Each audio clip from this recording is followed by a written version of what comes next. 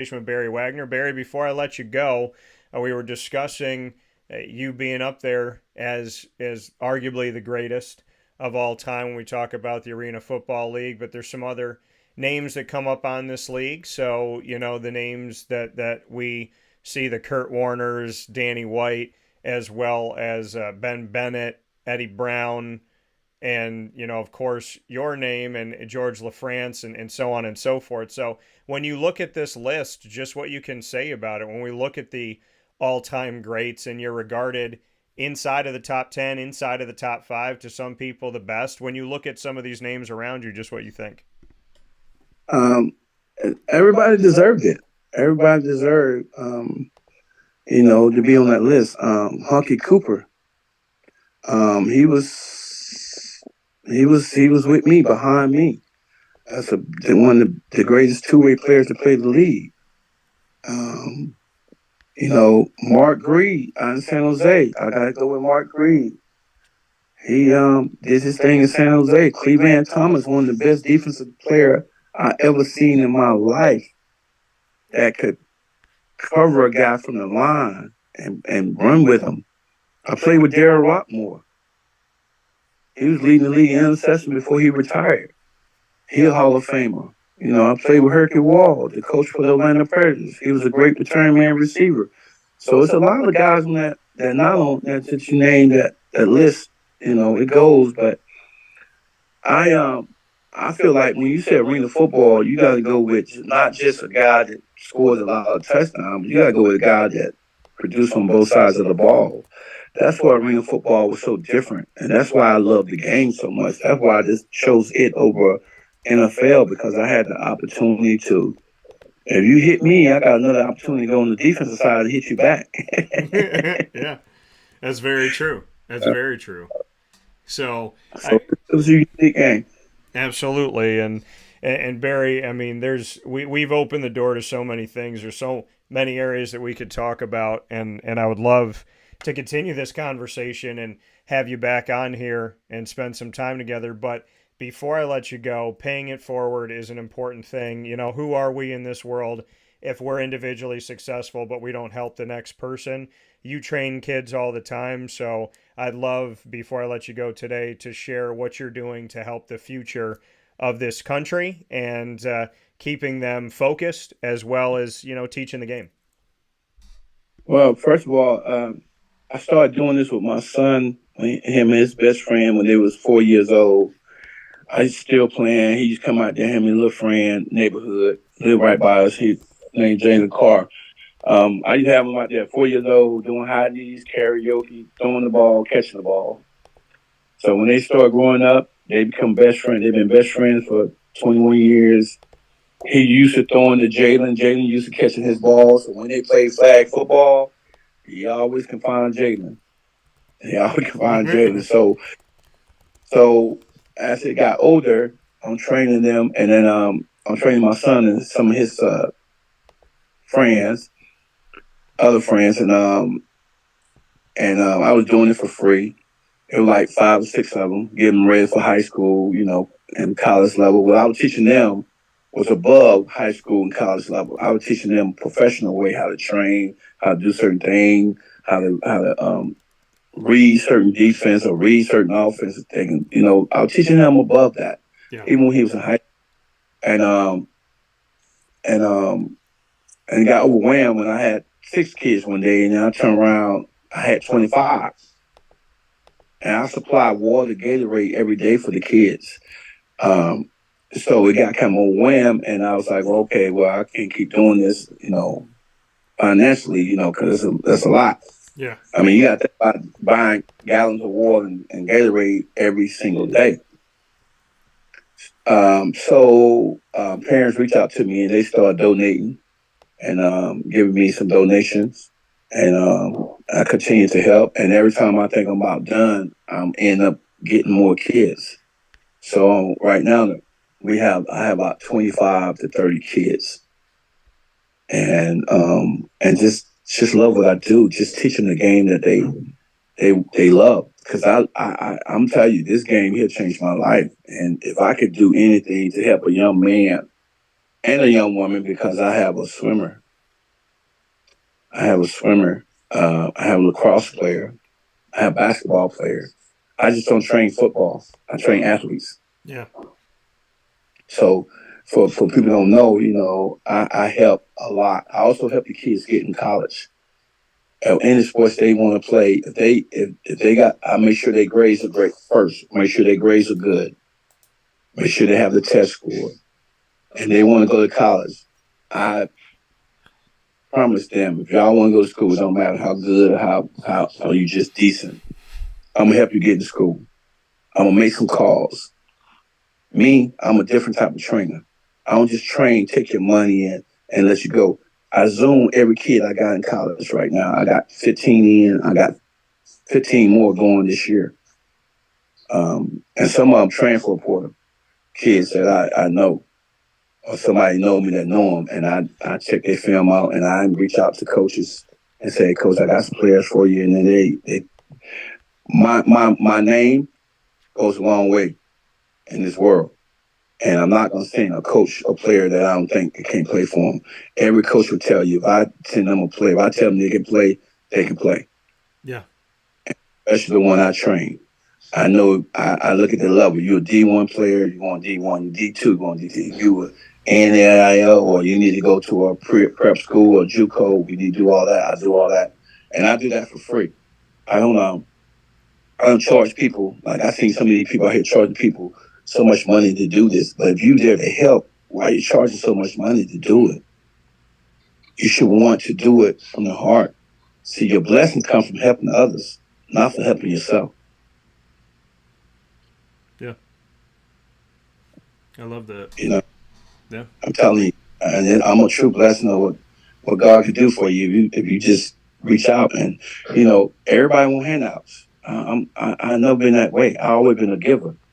Even my teammates will tell you, I always went to the war for them to fight to get them what they needed. If I saw the guy he playing, he need more money, coach. We need to take care of him. We need him here. Or I used to take the team out every week for dinner on me. The whole team, coaches, everybody. I used to take everybody out bowling and eating. I did that in Orlando. I did it in San Jose. I just felt like, I was franchised, but I felt like, hey, these guys here mean just as much to the team as I do. Because without these guys, it wouldn't have been me. And I mean everybody. Well, Barry, I met you for a couple minutes on the field at an Orlando Predators game, and it was, you talk about people and paying it forward. When my buddy Jason, we're like brothers. His kids are, they call me Uncle Dan. And if he tells me, you got to go talk to that guy, you got to spend some time, that holds weight with me. The fact that we got to shake hands and talk for a minute or two was nice. But the fact that it's led to this right now today, I feel like this has just opened a big old door to have you back on the show. We've talked about Shaq, Penny, meeting your wife, falling in love, focusing on helping others, paying it forward, helping kids, reflecting on your time in Arena League, falling in love with it, telling the NFL no so you could tell Arena League yes. I mean, there's so many things that we spoke about, but we barely scratched the surface. So I don't know how to say goodbye. I'll say see you soon, because I definitely would love to have you back on the show. And when I come down to Florida, I definitely, if we can make that work, I would love to just sit down and just talk with you for a bit, because the FaceTime means more to me than anything. And I can tell you're a person of merit and a person that really does care about people.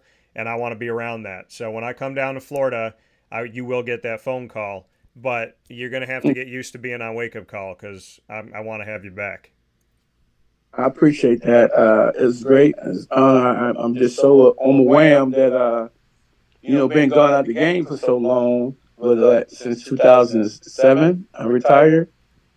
And, just the love that I get from a lot of people that remember, even the kids. Only thing to get me when I meet a young person like in their 30s, going on 40, and they be like, oh, my dad used to bring me to the game to watch you. I was 10. I was 12. Yeah. And I'll be like, wow. That's telling my age. But getting older is a great thing. Because a lot of people these days are not making to the age we at. And we got to be thankful every day for where we at. So every morning I just say, God, thank you. When I wake up, just thank you. Because, a lot of people can't say that. But you gotta say thank you. I mean, I don't know what religion a lot of people believe in, but whatever they believe in, they believe. If they don't, they don't. But I'm telling you, when we sit down, I tell you why I asked God why He kept me here, because I was in an accident, I shouldn't be here, and He told me why. God told me I kept you here to help these young people, and that's the reason I'm doing what I'm doing, and that's my calling. And like I say, I just don't train; I teach. Yeah, I'm an Uber driver. I'm a counselor. I'm a dad to all of them. I'm a mentor. I'm so much more. I'm just so much more. And a lot of people don't understand that I'm so much more. And when you see kids with me, all my kids, very respectful. I teach that to them, but I teach them about respecting their parents, because if they disrespect their parents, their teachers, and everybody, they disrespect me, and I'm they don't want to disrespect coach.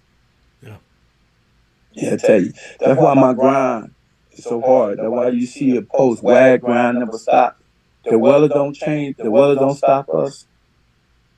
We grind regardless of what the weather is. I appreciate my wife allowing me to be in these kids' life, where she big support of me doing what I do. And sometimes we have to have kids stay here at night, and we got to get up in the morning and go to a camp or something. She opened my house up to them. I mean, that's a great woman I have with me on my side. I mean, really a great woman. Yeah. And I do appreciate her a lot. So Dan, I appreciate the opportunity being on the show. Do it again one day. When you come down, we go out and have lunch, and then you can pick my brain, because I'm telling you, I have so much to share, man, on my journey to where I'm at now in my life.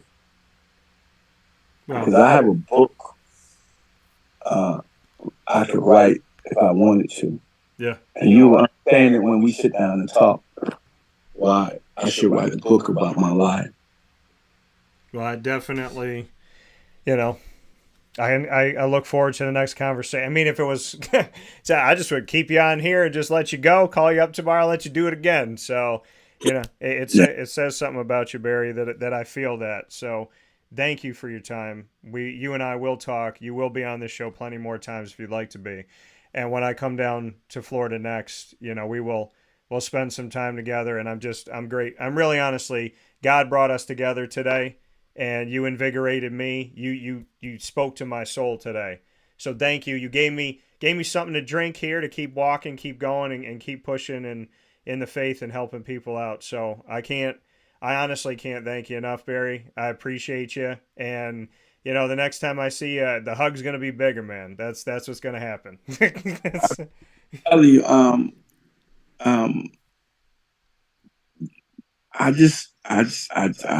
don't know, man. It's just God just have me as a, I don't know, as a, I can't put the words what He had me do for people. And my wife will tell you, I go out my way. Yeah. I go out my way. Doesn't matter. I go out my way. A kid called me at 9, 10 o'clock at night, got problems. I go get out my bed and go see what's going on. I just love what God have put in my heart to help people. And I'm continuing to do it to the day I die. I promise Him to my last breath, I'm going to do everything I can to help. Sometimes you can't save everybody, but you can save one. That's good enough. Yeah. I agree.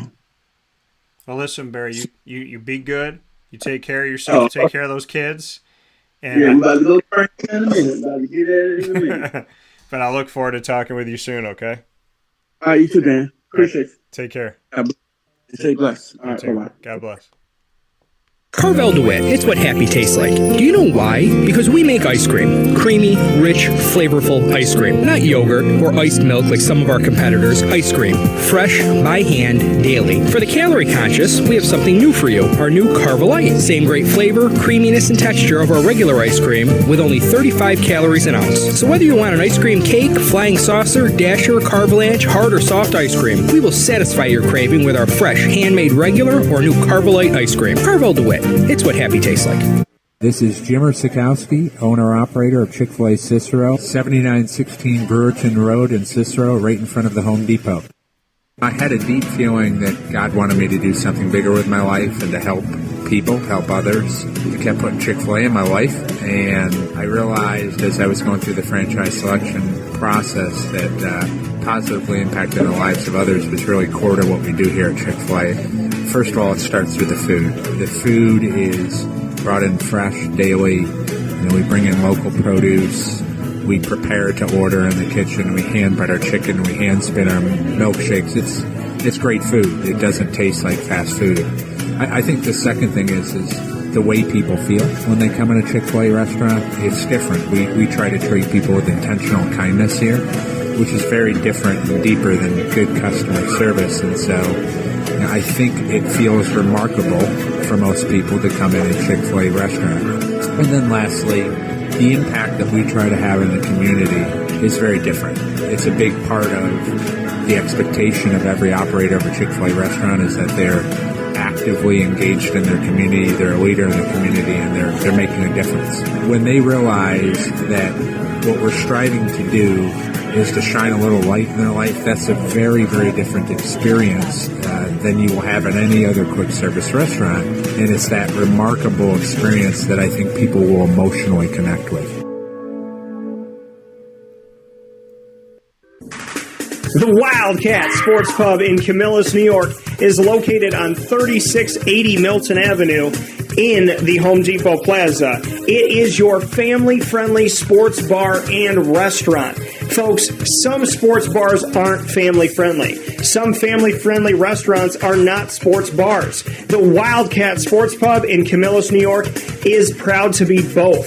It is that marriage that you've been looking for years. The Wildcat Sports Pub is your home base for your sports bar and restaurant needs, games for the kids, indoor and outdoor activities, and enough things on the menu to come back every single week and get to try something new. They're open Sundays from noon to 8 p.m., Monday through Wednesday, 11 a.m. to 11 p.m., and Thursday through Saturday from 11 a.m. to midnight. For reservations and party information, call 315-487-2222 for the Wildcat family-friendly sports pub and restaurant.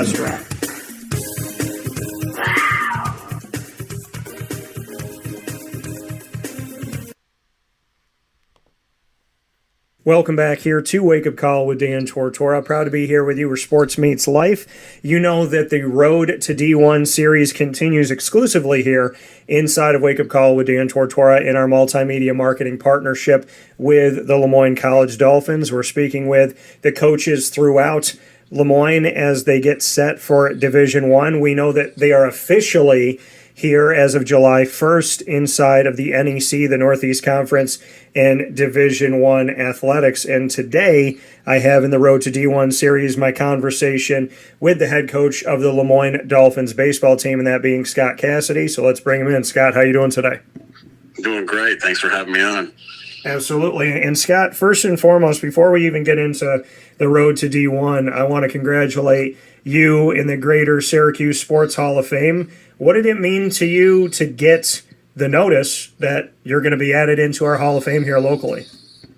It was pretty special. You know, I've been inducted into a couple Hall of Fames in high school and college, and then you get the one that's based on a broader based spectrum of communities. So it was pretty special when I got the word that I was going in. It made me pretty happy. I was pumped. Now, for you, when you look back on your history as a player and your history as a coach and everything that you've done in the community, did you ever feel like there was going to be an honor like this? Did you, when you reflected on your time as a player and you look at some things that have been accomplished as a coach, did you ever feel like this day could come? I mean, you always hope that it could, I think I put a pretty good resume together as a player, as far as being a local guy around here. And I think there's several other guys that are in this community that are deserving of it as well. And then to tack on, the coaching part of my career, which has now spanned longer than my playing career, professionally. So I think there's a lot of a body of work there, but you just never know. There's so many people that are deserving to get into the Hall of Fames around here, and you see the names that go in, and you're like, wow, that resume is pretty impressive. So when you think about it, you're like, you hope your name could be considered with those people, and then when you finally get the word that you're going to be one of them, it's a special honor. It really is. Here with Scott Cassidy, the head coach of the Lemoyne Dolphins baseball team, inside of our Road to D1 series for Dolphin Dive. I'm looking in my studio right now at a beardless Scott Cassidy, and I've never experienced that before. So, I mean, when you reflect on some of these pictures, now you and I are 10 years apart, almost exactly 10 years. We're both October babies, you the 3rd, myself the 21st. So I'm looking at some of these pictures here, reflecting on your baseball career. When you see the baby face, no goatee, no beard, how do you reflect on those Scott Cassidy days? Because I've had this goatee for over 4 years now, and I feel like some people only know me with it. So without it, they'd probably be like, who is this face? And now I'm seeing a Scott Cassidy face I've never seen before while I'm looking at this in the studio. No, you hit the nail on the head. Like I grew the beard out in one winter, I don't know, probably 5 years ago or 6 years ago or so. And then it just kind of stuck and I liked it. And then, I actually shaved it one winter and my kids were in shock. So I think they prefer me with the beard. And so I just sort of kept it. It's kind of been my thing for a little while. But then you're right, when I look back at some of the pictures, I'm like, man, I looked like such a youngster back then. I think it makes me a little bit older. I think maybe in my mind I'm more distinguished with my beard. I think if you can rock it and you can pull it off, you keep it. So that's how it works. It's not that you look older; it's always more distinguished. That's how I view it. So, and Scott, over a decade being the head coach for the Dolphins, a baseball program. It's been a fun ride. It's been, from my seat, it's been awesome to see what you've done, especially, since signing this exclusive multimedia marketing partnership and really being on the heights a lot and talking with some of your student athletes and coming out and seeing some of the games and just really getting to reflect, getting to know the people behind the music, so to speak. So, I mean, when you look at a decade plus being on the heights, what's it been like for you to lead this program and to see everything that's been accomplished at the Division II level? It's been a fun ride. When I first got the job, we actually were Division I right for my first year. So you had a little taste of that coming off of being the pitching coach for Steve Owens. So, we had the taste of the 1 year as a Division I as the head coach. And then we made the transition, and it was exciting, like our kids were playing for stuff to win, like we wanted to win right away, and we're playing in the conference tournaments, and we had a really, really good run, I think, at Division II, and we brought in some really good players that really kept the integrity of our program together, taking over from Steve and Coach Rockwell. What they have done in this program is just amazing. So you wanted to keep that up. And when we went Division II, we wanted to make sure that we were kind of somewhat of a powerhouse in the Northeast and make sure we're playing postseason ball every year, which we've done every year except for one, I believe.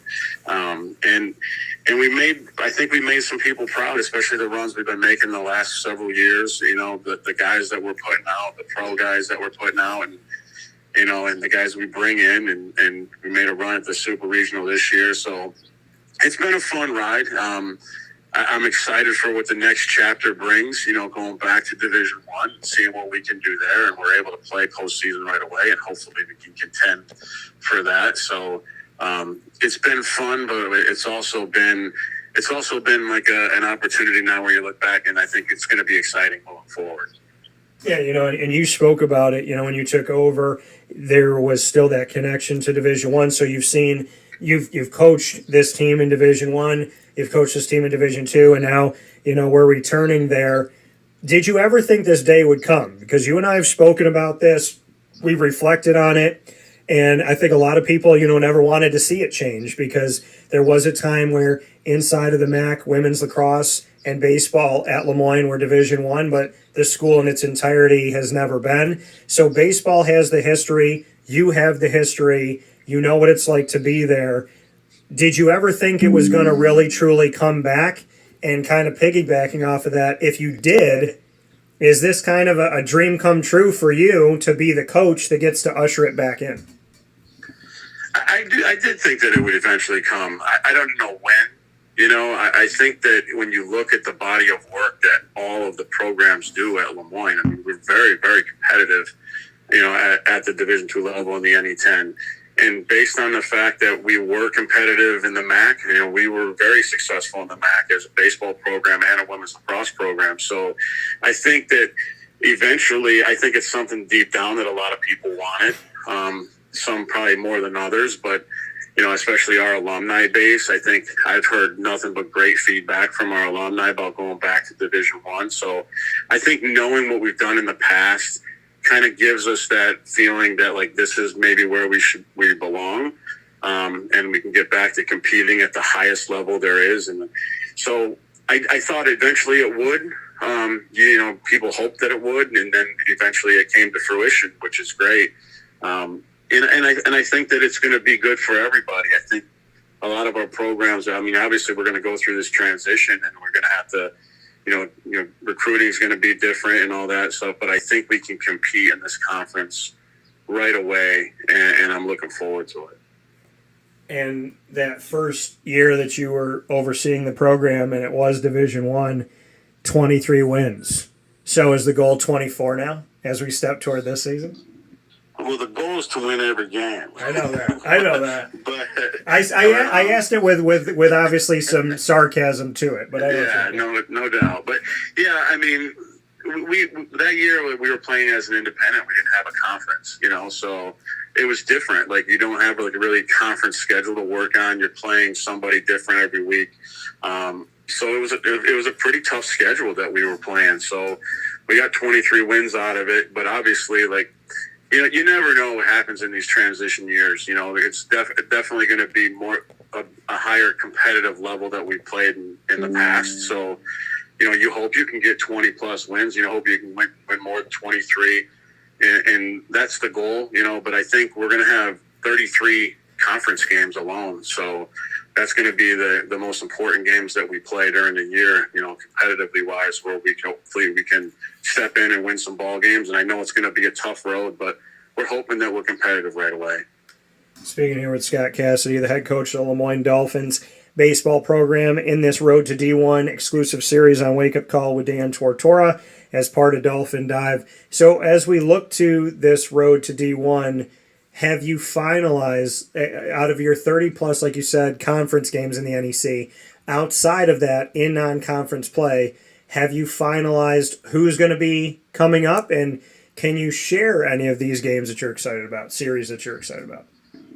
Well, like I said, we have 33 conference games, so we only really have 3 weekends in the beginning of the season to cover before our conference starts. Our conference starts super early, really the second weekend in March. So we've been working the phones, trying to find some games for that, and then as well as some midweek games. And we've gotten some people on the road on the docket so far. I mean, I believe we're going to open up down in Houston, playing Houston Christian University, which was the formerly Houston Baptist.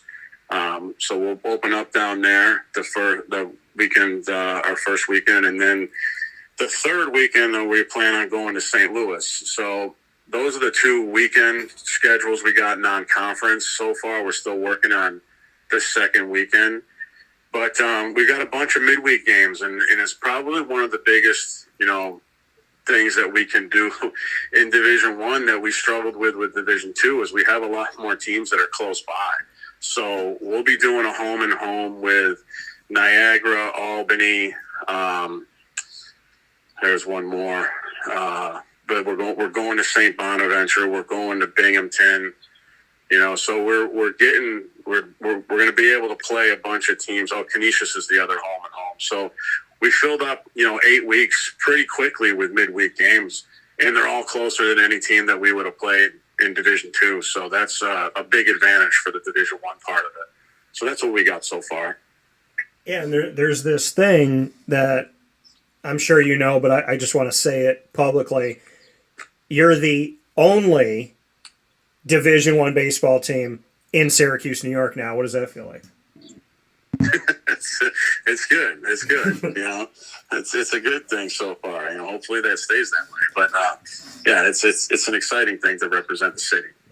And for you, as you've gone after the talent that you've gone after and putting this roster together, what do you do as you step forward? You're just coming off a really successful season. You were right by the Collegiate World Series, a step away. And so as you put this roster together now, of the talent that you have and what it's been comprised of up to this point, and then going out there and recruiting from here to find some other pieces, does anything really change? And I ask that question because, yes, it's Division I, so to some student athletes out there, it could be more enticing and advantageous. But people that have come to know you and me being around you these last few years, I know that you're not looking for Division II student athletes. You're looking for the best student athletes you can find to take the heights to new heights, essentially. So I don't feel like it would be fair to say, oh, you look for D2 talent, now you're looking for D1 talent, because I don't think that's who Scott Cassidy is. But I'd love to get your thoughts on recruiting and what it looks like now as you go forward. Yeah, you hit the nail on the head, and we've always used to say that. It's like we're never recruiting a Division II athlete. We always used to think that we're going to recruit a Division I athlete to play at our Division II school. And that's kind of going to be our same approach. We're going to the same events that we've always had. Basically, we're looking for pieces that fit our program. And I think the one thing that changes now is that there were many times that we recruit in the past where there'd be a kid where you're just like, we're not going to get him, so we'll move on to the next guy. And I think that might change a little bit going forward. I think now that we see a guy like that, we're going to go try to get him and put our hand in the mix and see if we can get him to come where, a lot of kids wanted that D1 tag out of high school. So it's like they kind of didn't look the D2 route. So I think our hand will be in more recruits. I don't know what word I'm looking for, but like their bunch of offers that they get will be in there. We hopefully, and have a chance to get them. So, but at the end of the day, we want guys that fit us. We want guys that fit our culture. We want guys that want to be here and will fight for it. And that's really what we're looking to do. So, it won't change too much as far as how we're going about our business. We will look to try to get the best of the best in the area. And that's what we try to do normally. We want to make sure that we keep the best players locally home here if we can. And that's what we're going to try to do. Yeah, and I think and you just led right into my point, looking at the roster right now, you see Illinois, you see California, but the majority of the roster, you see New Jersey, but the majority of the roster for Moyne coming off this past season, you see a bunch of New York from Syracuse, Canastota, as well as Cicero, Sherrill, Lancaster, Kanajahari, as well as Ballston Spa, Chittenango, Kings Park, and Liverpool, of course, Manlius, Geneva, Kingston, Suffern, Auburn, and so on and so forth. So, like you said, you want to keep homegrown talent home. So is that always going to be an emphasis for you? Do you believe that these student athletes in the state of New York can carry you to victories at Division I? Do you feel like the talent that you've sought after here and the bridges that you've built here between Moyne and the state of New York, is that going to continue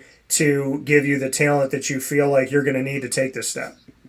I definitely think so. We have really good baseball in the area, and the reach, not just locally in the central New York, but like in the Buffaloes and the Schenectady, Albany areas, even up north, and down towards the Binghamton. I think there's such good baseball around the state of New York that's the goal, is to get the best players from New York to stay. And, maybe our reach gets a little bit bigger now that we're Division I and we can branch out a little bit more, which we will try to do.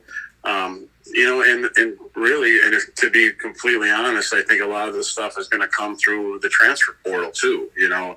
If the portal stays the way that it is and stays as prevalent as it is now, then we will probably be hitting the portal up a lot more now than we ever would before as a Division II team. So that's going to come into play too, and maybe that gets us outside of the New York area and the Pennsylvania and the Jersey and Mass, but that's going to be the idea. The idea is to keep the best players that we can locally, get them here, and then reach out after that fact there if we have to reach out to further away than we normally have.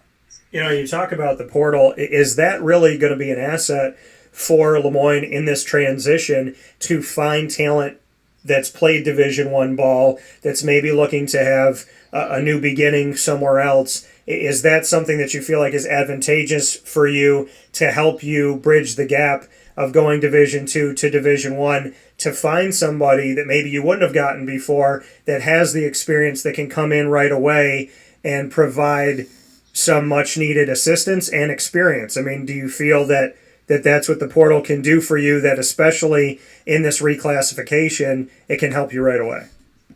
Yeah, I mean, we're definitely 100% active in the portal right now. We look at it every day. We've been in contact with several kids trying to figure out what their story was, why they wanted to leave, and so it's definitely going to be a part of it. And, we're still actively looking to bring in a couple guys for this fall. So we're heavily into the portal and being active with it and trying to find a couple pieces that can help us, and exactly what you said, like pieces that can help us right now that have college playing experience, whether it's D1, D2, D3, whatever. But we're trying to find guys that will fit, like I said, what we're trying to do, and the guys that we have and the personalities that we have, but guys that can come in and contribute right away. Like obviously there's still a part of the developmental phase, no matter what year they are, but you're hoping you can get guys that come in and that are college ready. Yeah, absolutely. And I think another good selling point for Lemoyne, correct me if I'm wrong, but their head coach, Scott Cassidy, who I'm speaking with right now, played in Major League Baseball, played in the pros, and there's a guy that is making his debut as an all-star this week for the first time ever, and the only all-star to represent the Washington Nationals as an entire franchise. Josiah Gray, who we talk about keeping homegrown talent home, came from New Rochelle, New York, played at Lemoyne, and will be on the mound in the all-star game. I would think that having Josiah Gray as an alum that's in the here and now, young in his time in Major League Baseball and representing an entire franchise, is not too shabby to use on the recruiting trail, especially coming from the mouth of a coach who also was on the mound in Major League Baseball. Yeah, it definitely helps us out. I mean, what JoJo has done with his career is remarkable, and we can definitely, we reference him all the time, when we're on the recruiting trail. And you hope that, that the kids that we recruit look at that. They look at a kid that was a two-way kid that came in here kind of under-recruited and then developed into what he is.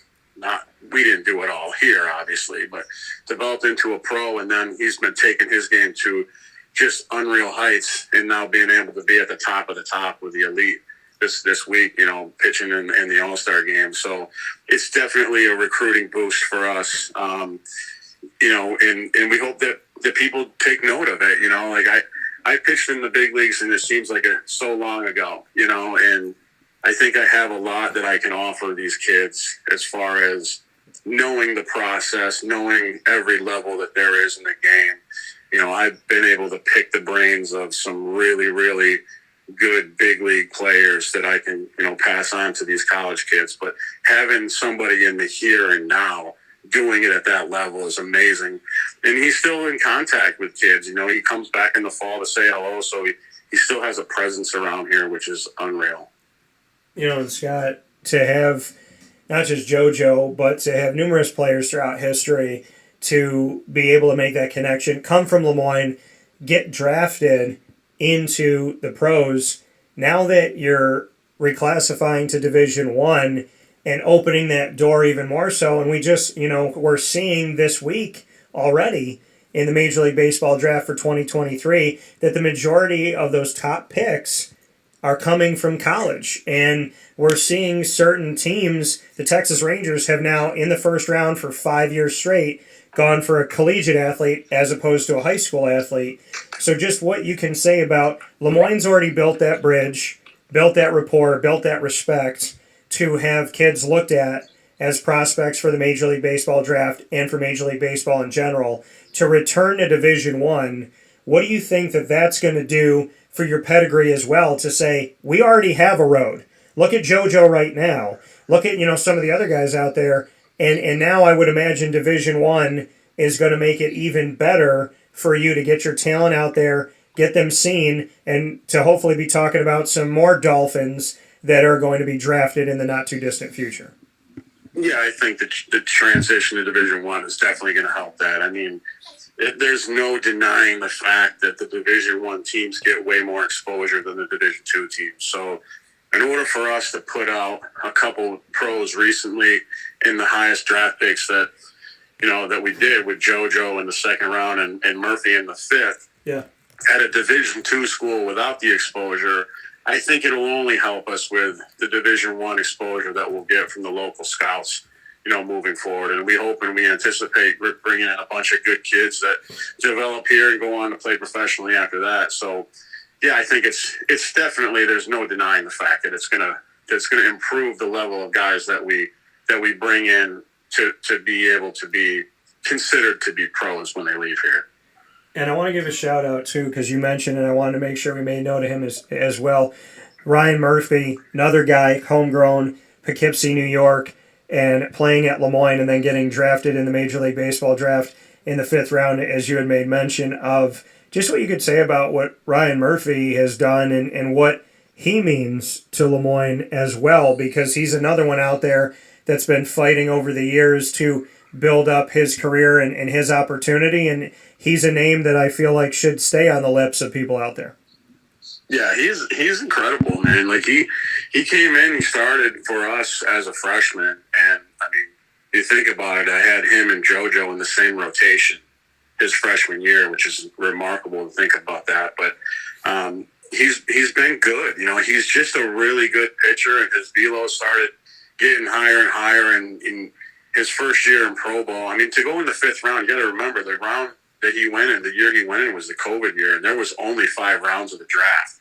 So when you think about just the draft going down to 5 rounds, you're like, there's no way a D2 kid's going to go in just 5 rounds, And fortunately enough, they thought well enough of him, the San Francisco Giants did, and picked him up in the fifth. And then he went on to be one of the best pitchers in their organization his very first full season, where he was tabbed as having the best command in the organization, and he had a really great year. If I'm not mistaken, I think he may have been the pitcher of the year in the minors for them that year. And this year he's battling. He's in Double-A. He's having some good outings and some rough outings. He has some injuries that he's been dealing with, trying to get back from with his back, fortunately not his arm. But I think he's starting to feel healthy again, and he's starting to put up some better numbers. So we're hoping to see him pop pretty soon. I mean, he fast-tracked it to Double-A, and now we're hoping that he can move up to AAA and then be knocking on the door to the big leagues too, because that would be something really special to have 2 guys up there at the same time from little old Lemoyne, right? Yeah, it'd be awesome. Speaking here on Ryan Murphy and Josiah Gray coming from Lemoyne with head coach Scott Cassidy in our Road to D1 series exclusively on Wake Up Call with Dan Tortora. Before I let you go, Scott, you made mention of it, the fact of immediate competition in the postseason. We're still waiting for the NCAA to take away a rule that seems very strange in a 4-year hiatus from playing in the NCAA postseason. But when I spoke with the athletics director at Lemoyne inside of AD and DT, Bob Beretta, right after the decision to go Division One, I asked him, and we were discussing the postseason, and he said we asked the NEC to dissolve it completely, any type of hiatus. And then it ended up happening. And we saw the NEC say that there is immediate competition, which means that no student athlete of any sport that's competing in the NEC, and I know men's lacrosse is independent this year, but of every sport that's inside of the NEC, including Moyne baseball, you have an immediate opening to play in the postseason.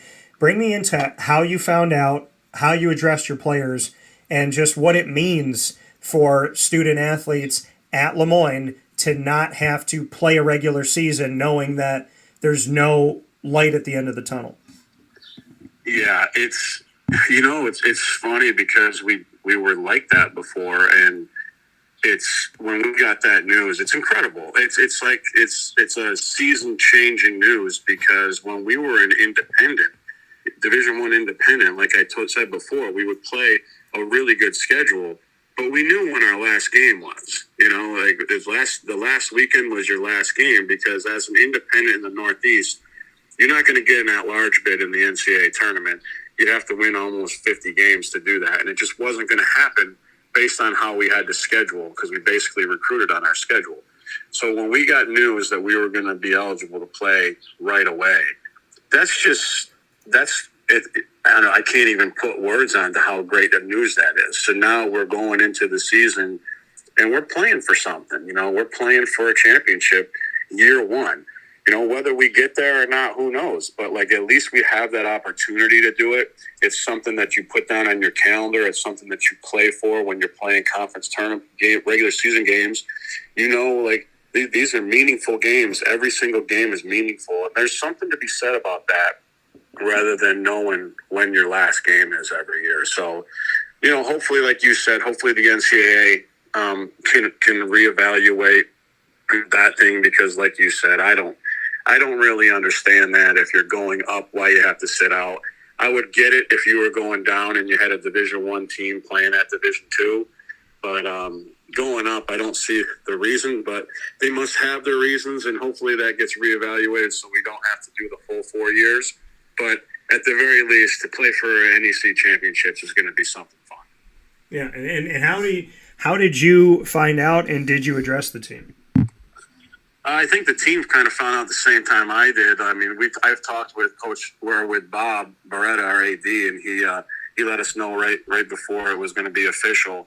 But we all found out at the same time, so it was all kind of like it's you get pumped, So then when you talk to your players, individually, and they're just like, "That's cool, we get to play," and it's like you can see that it does change how they think about things, because it's tough when you tell them, especially when we're coming off of a super regional year where you're playing in those ridiculously competitive games at the end of the year, and then to the next year you say, okay, now you can't play postseason. So it is definitely deflating. And then when you get that news that you're going to play and you can play right away, it picks you right back up. So it's huge. Yeah, and for you, Scott, to have that opportunity with this team coming off of such a beautiful swan song in Division II, super regional, knocking on the door of the College World Series. I understand that a championship would have been the best way to end an era in Division II, but you and I spoke going into the super regional, coming out of it. How do you feel like everything winded up for Moyne baseball? I mean, you were the last team on the Heights of any sports program at Moyne in the spring. You were the last team competing. You were the face of the Dolphins, the deepest into the postseason for NCAAs. So even though you're not hoisting a World Series championship, how do you feel like you got to shut the door on Division II? It was special. The kids really had a great year. You go into the conference tournament, and we actually were able to host. That was pretty special in its own right. And then you go into the regional, and like you said, everybody was done, unfortunately, for us on our campus, because usually our lacrosse teams are the last ones standing. They're so good, and they're playing for the championships all the time. So for us to be the last ones playing, it was different, but it was kind of cool. You're on the campus, you're the only ones there, you're practicing, getting prepared, and that's what the news is about. So it was a really special way to end it. Obviously, like you said, you hope you take home the championships, but we were able to win a regional championship and celebrate on the field and dump the water and all that stuff. So it was a really, really special year for me. And I think the group of guys that did it, the kids that were here that went through the ride, it was something special for them too. And that was something they'll always remember. And it didn't play out the way we wanted to in the Supers. We ran into a buzzsaw of a really, really, really good team in Southern New Hampshire, and they earned it. And then they went on and represented really well in the finals. So it was a really fun year and something that we'll always cherish. Yeah, and now you have, coming off of that, the opportunity to go Division I, to have a bunch of rivalries created here in the state of New York, and to jump into the NEC. Final notes here, Scott, as you look at Northeast Conference competition with over 30 games coming up this season inside of the Northeast, how would you define the conference you're going into and the level of competition you're going to play? It's going to be competitive. I think up and down the whole conference, it's going to be really, really competitive. I know there's some teams that are not quite in the same situation as us, but recently have been, with Merrimack going up there at Stonehill. So Merrimack's kind of through their transition, and Stonehill was in it for a year or so. So there's several teams that are kind of getting acclimated, if you will. And then I know some of the MEAC teams have joined it as associate members, so they're kind of new to it as well, that conference. So there's your mainstays up there. The Central Connecticut's are going to be the team that beats Sacred Hearts, and teams like that. And FDU had a really good year, and Wagner had a good year. So we're really looking forward to having some really good competition. And rivalries will become rivalries as you go. We don't really have one yet, so we'll see. You can't manufacture a rivalry; it just happens. So we're looking forward to getting on other campuses and playing new teams and seeing what that's going to come about. Then we'll have I'm sure our rivalries will kick in throughout the competitive season. But it's going to be a really competitive schedule for us, and we're looking forward to it. What do you want to say to the NE10? Nothing other than thanks.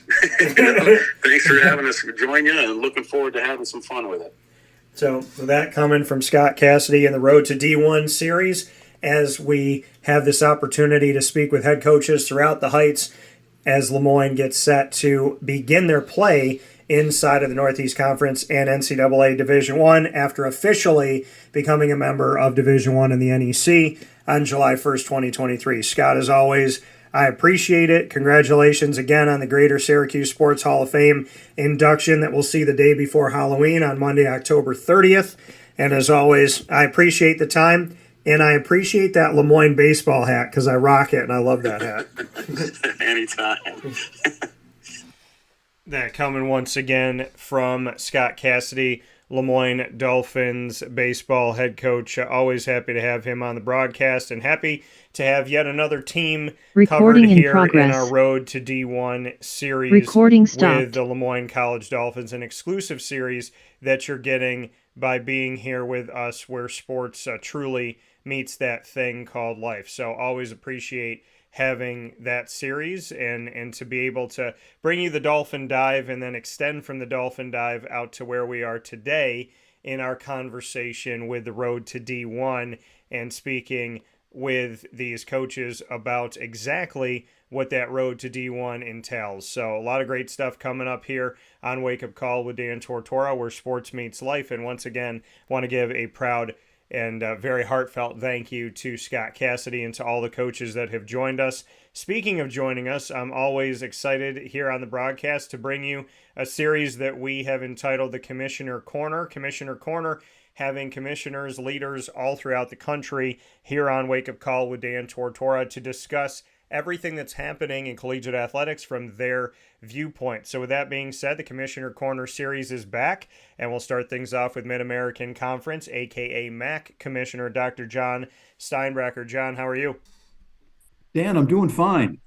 And I'm happy to have you here this morning. I know that not much has happened, right? A decade after all this craziness and realignment and reclassification, it's been pretty quiet. Obviously, I'm being facetious here, as we've seen Oklahoma and Texas make moves from the Big 12 to the SEC, which hasn't officially happened yet, but that we know it's coming, as well as seeing the Big 10 go after California schools in UCLA and USC.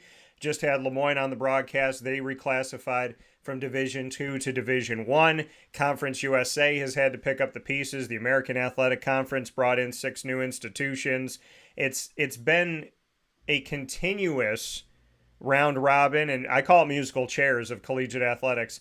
The MAC, though, when you and I spoke last year, has boasted the continuity piece, the strength together piece, and having this conference that has been able to hold steady. And as we speak here this morning, you've done the same thing once again. Why, amidst all of this craziness of realignment and reclassification, has the MAC stayed so concrete and so together?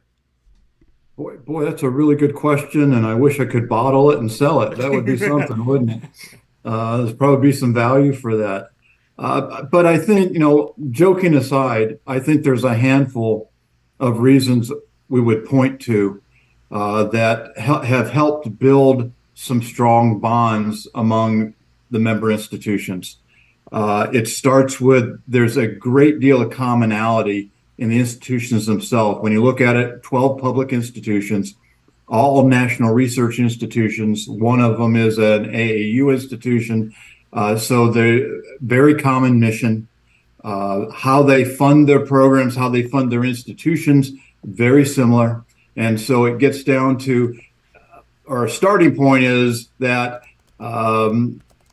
if one institution is having a certain problem, it's probably some of those problems going on somewhere else within the league, and some level of sympathy around that. You look at our athletically, we fund the programs the same, we staff very similar, we support very similar programs, etc. Our budgets are very similar. We have the smallest delta, smallest difference between the highest budgeted athletic program and the smallest budgeted athletic program.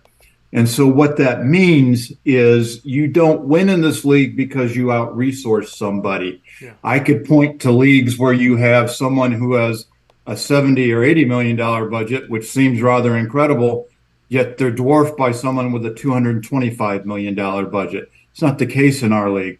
And so in our league, if you come here, if you're winning, it's probably because you had presidents who hired really good athletic directors, who hired really good head coaches, who built staffs, who recruit and motivate and coach up student athletes who want to be there, want to compete, do all those sorts of things. And I also think it's why our coaches and administrators are so sought after when they are successful. We have a level playing field here. And when you succeed here, you're the real package. It's not just one thing. You can do everything very, very well. And then finally, let's look at our geography. We have the tightest geography among the football bowl subdivision conferences and among almost all Division I conferences. It used to be a bit of a slam to say you're a bus league. Well, it's not a slam anymore. That's something to be proud of. We don't have to waste lots of resources chartering to each other. You probably has a few of those going on, but you can get to our places. We're meaningful within our footprint to each other, and yet we have a national brand and national recognition.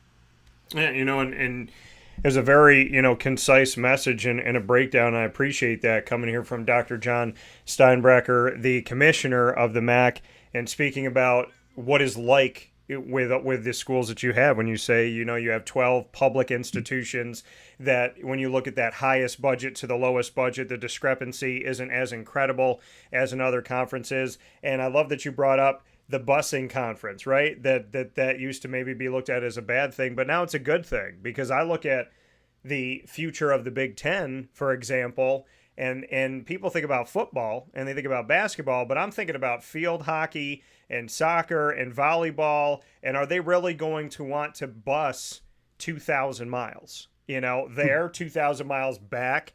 Does that make sense? And so it's definitely become laughable when we've seen realignment in certain cases because there is no geography to it. when you have teams that, like you said, have so many things in common, schools, institutions that have so many things in common, and that they're close to each other, how vital is that in today's collegiate market to have institutions that are in that busing distance? Do you see a lot of value in that when we're looking at leagues that have now kind of just taken whoever would say yes in certain cases?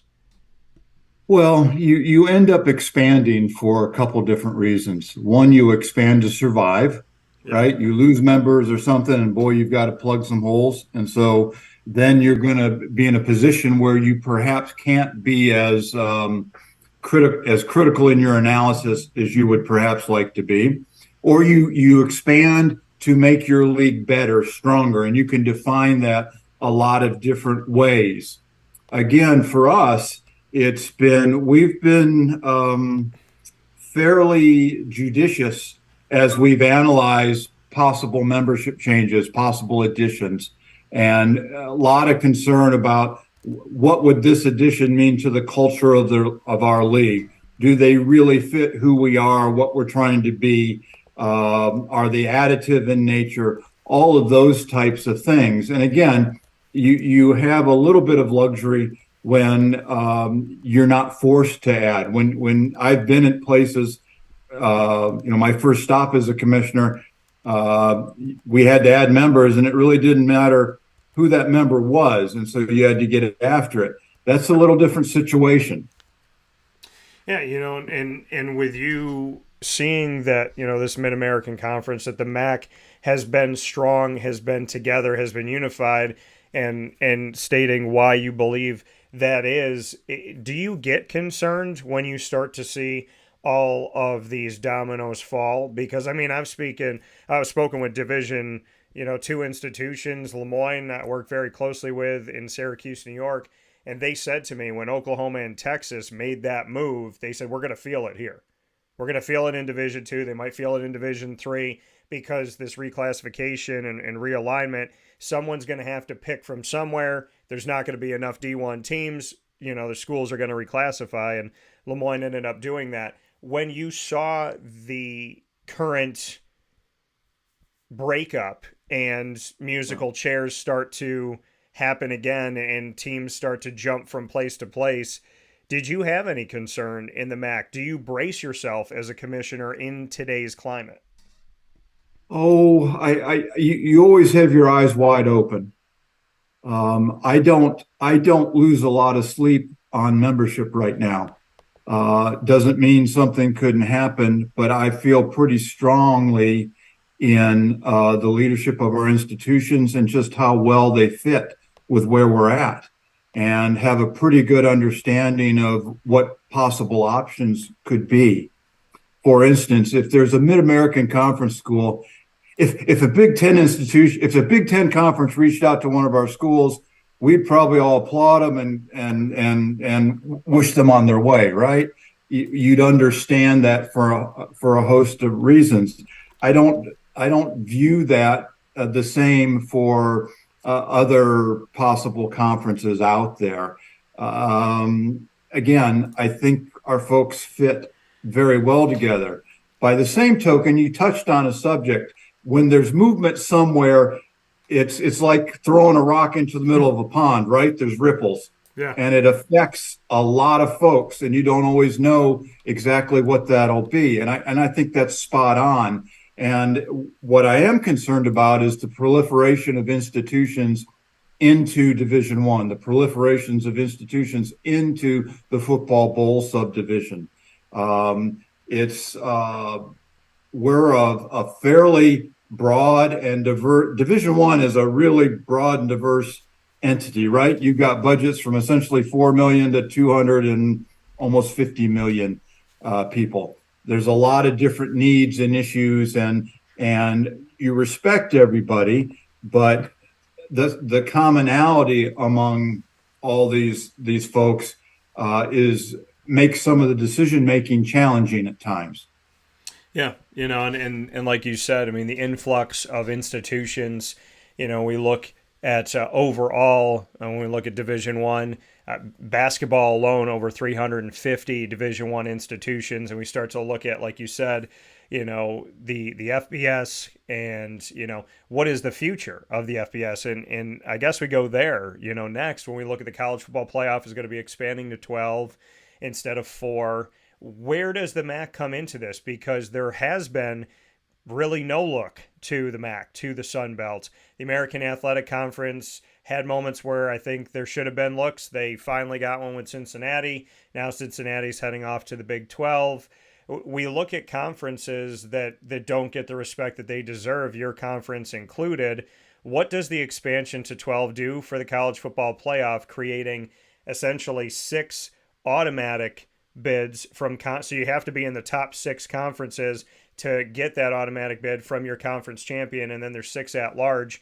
Do you believe in the upcoming model of the college football playoff that the MAC has a fighting chance, or are you still playing behind the 8 ball? No, I think it does. I was a big proponent of moving to 12. In fact, I'd really like to see us at 16. I think one of these days that probably ends up being the number, but I don't think that's anytime soon. What we know is the 6 highest rated champions will be in the playoff. I think our history has shown that in a 5-6 plus year period, we generally have one of those teams that falls into that slot. We expect to compete for that and look forward to that opportunity to be a part of it. And like you said, expanding to 12, you do think it helps. Being in the MAC, seeing the way that the climate is for FBS, for Division 1A football, do you feel that when you look at your institutions in college football, do you feel that non-conference side of things really has to be pinpointed strategically in order to have a case? Do you feel like coming out of the MAC, your team would have to, any one of those teams would have to go essentially undefeated, plus have a non-conference schedule that's reputable that year? How are you looking at the road to get there? Because it seems like if you're not in certain conferences, you have to be 1, undefeated, and 2, your non-conference schedule has to be against teams that the committee regards as higher tier or top 2 tier type teams. I don't think that's any change for us. We put a team into the Orange Bowl, we put a team into the Cotton Bowl. And generally speaking, you're going to have to come out of non-conference play either undefeated or perhaps with 1 loss. We'll call it a good loss, right? And then you're probably going to have to run through your conference season undefeated. You maybe get away with 1 loss in there, kind of depending on what else goes around you. But yeah, there's not a lot of room for error. And so that's just part and parcel of where we're sitting. And you understand that going in.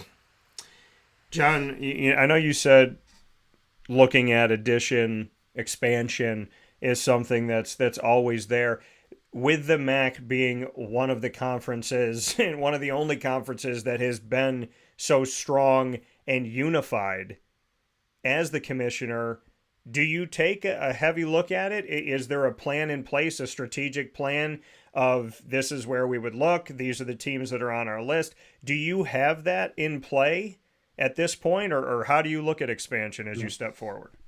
Well, part of my job as a commissioner is to continually scan the environment, look for opportunities, look for threats, and then advise the membership accordingly. We certainly have a plan for how we would analyze institutions if we were interested in expanding. And it really starts with, we talked about it initially, we really look at the academic side of the institution, look at the institutional profile. What is it made up of? What kind of institution is? What is its Carnegie classification? What is the general student body profile? How do they fund the institution? From there, then we wind our way into athletics and look at an array of things there.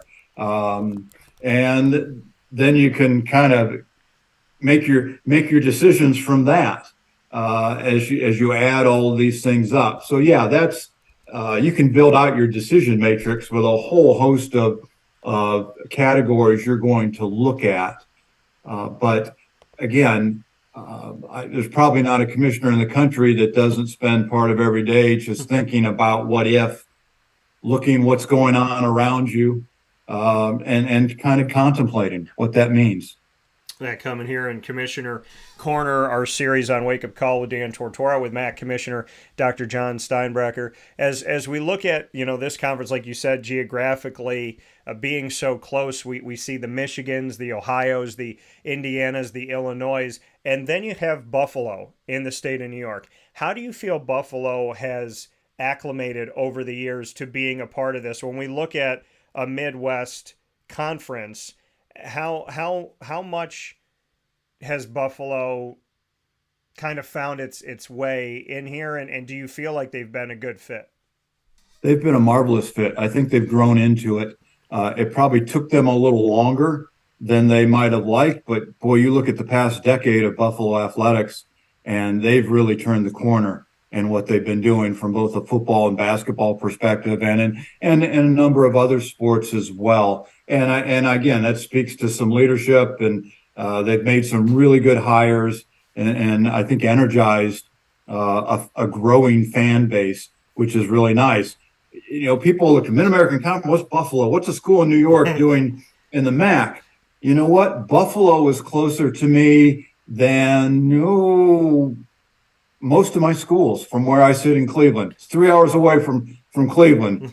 People forget, the state of New York is a really long state, and they're way on the western side of it.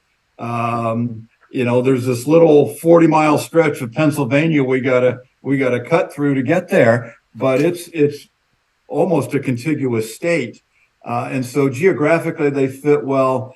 Again, they've been marvelous partners. The president, Dr. Tripathi, there was my board chair for 4 years. Mark Allnut has been a marvelous leader in this conference. You look at the prior athletic directors that have come through there.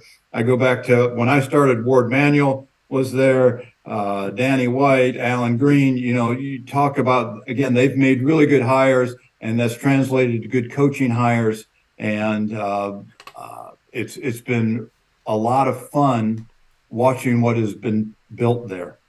No, and I definitely appreciate it. A lot of respect to UB and to all of your institutions inside of the MAC. Before I let you go, we've spoken about light topics like the college football playoff realignment, reclassification. Nothing big, right, John? So the only small thing that I have to add to today's conversation is NIL and the transfer portal. How have you, as a commissioner, tried to tackle with your institutions the NIL side of things and trying to make it not pay for play, but realizing anybody with a brain could see that with no parameters or restrictions, the transfer portal has now essentially become a place for an institution to call up a player before they get in the portal and say, hey, if you jump in the portal today and come to us, we'll give you 10 grand. Then they get a call, or you can get 20 grand from here. It's become free agency. There's student athletes that go to their coaches and show them text messages and say, hey, this coach from this school just said, if I go into the portal, $35,000 is waiting for me. How do we tackle NIL and the transfer portal, and how do we stop Pandora's box? Can you stop it? I think it's a series of steps that'll take place. I thought a positive development was a recent memorandum put out by the IRS that strongly suggested that collectives are not tax-deductible entities, and so donations to them should not be counted as tax-deductible. I think that's a start. I think the NCAA is trying to address it and how they're trying to move about with some enforcement, and that's going to depend on, quite frankly, institutions and coachings moving away from this code of silence. Quit talking about, well, we know our person is being bought off here or there. We got proof of it. If you got proof of it, turn it in, right? Let's get away from that. Second, we're working with both the NCAA and with Congress on kind of dual paths of things that we can do. I think there's a chance we could see some action through Congress that would help put some guardrails up that would, one, make one set of rules across the country instead of having 30 some or 40 some different states having different rules on that.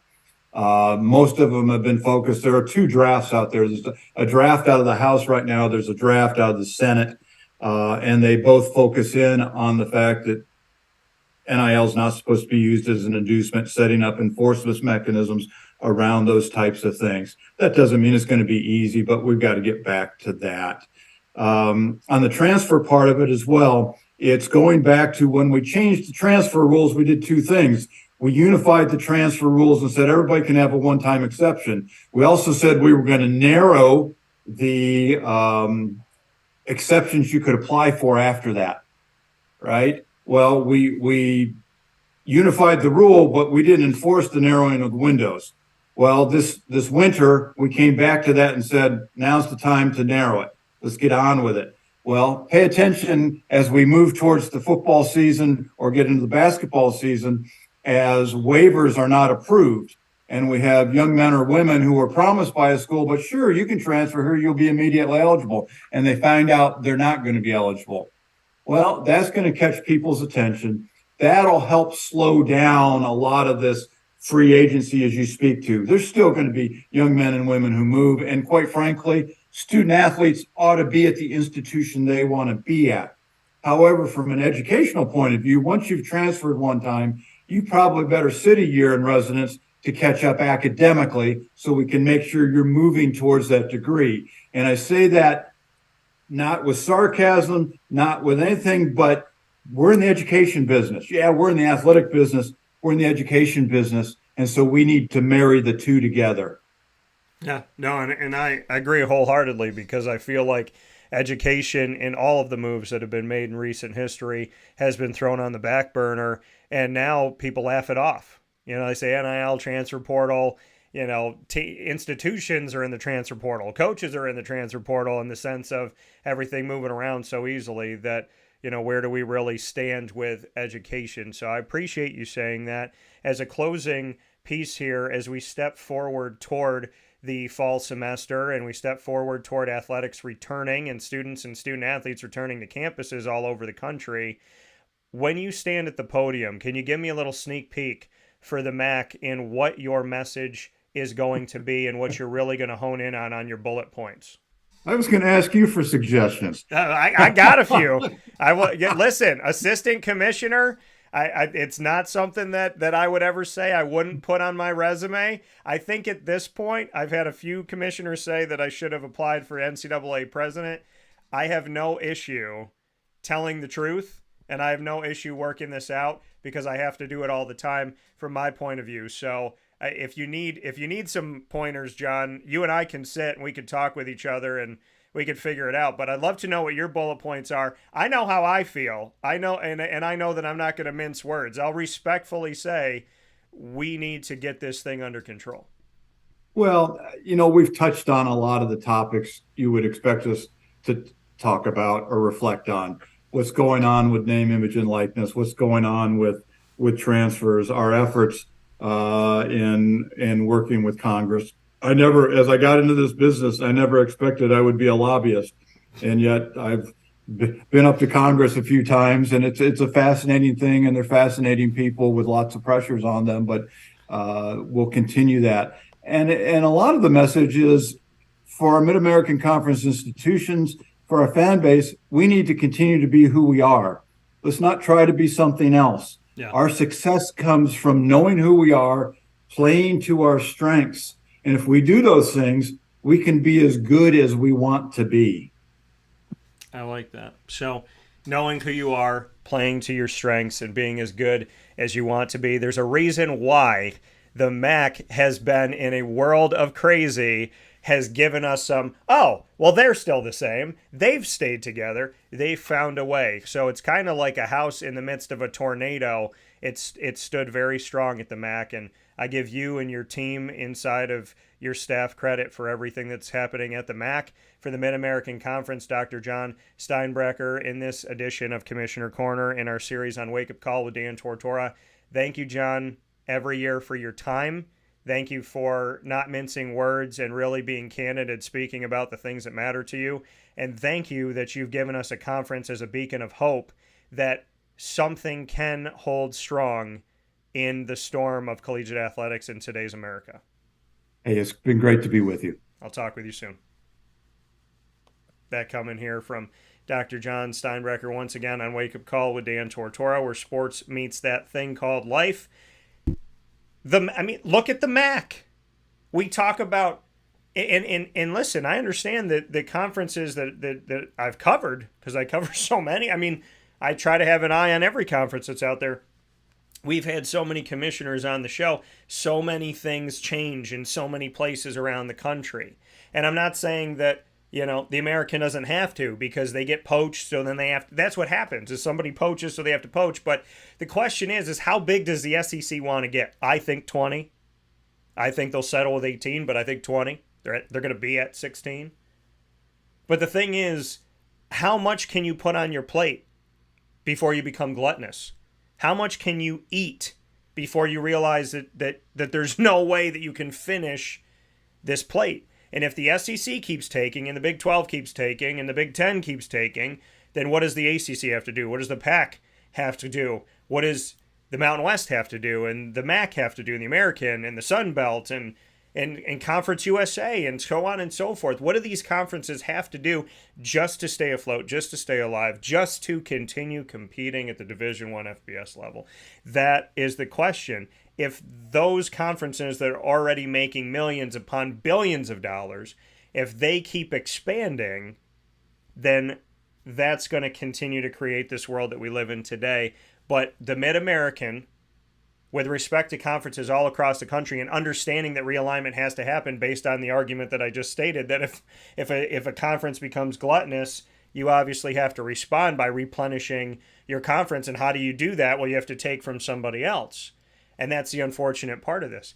But amidst all of this taking and then having to rebuild, and taking and having to rebuild, amidst all of that, the Mid-American Conference has ranked strong.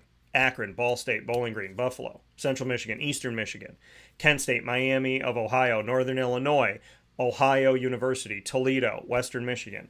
They've stayed together in a world that knows constant change.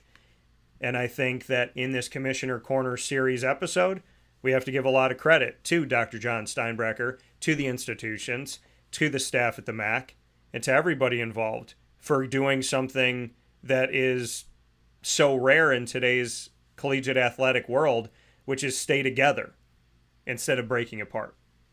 So credit to that. We'll take a step aside for a fast break and wrap up the show right after this.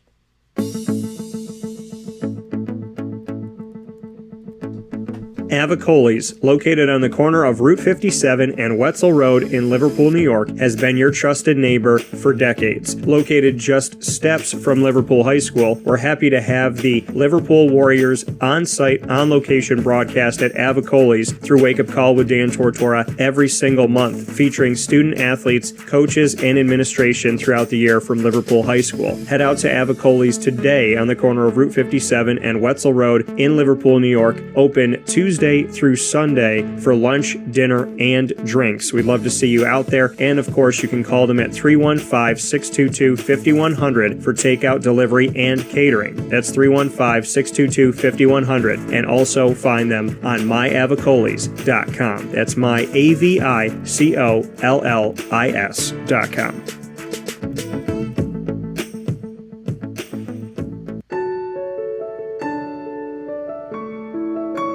Having peace of mind when you're out of town that your furry-loving friend is safe and sound means taking them to Canine Campground, because we all know that when it comes to the love of our pets, it goes well beyond the call of duty to make sure they're safe and sound. Right, Lily? So take a ride to 242 Johnson Street in East Syracuse, New York, and see Canine Campground and where your dog will be staying, in the classic cabin, the executive cabin, the grand cabin, or of course the luxury cabin, because if you know Lily, you know she loves luxury. Now you don't have to wait to the last minute to find a family member or a friend that'll take your dog for a few days. Call Canine Campground at 315-299-4013. That's 315-299-4013. Their drop-off and pickup times are Monday through Sunday. Check K9campground.com for more information. That's the letter K, the number 9, and campground spelled with a K.com. K9campground.com. When you're going out of town, bring your dog to K9 Campground.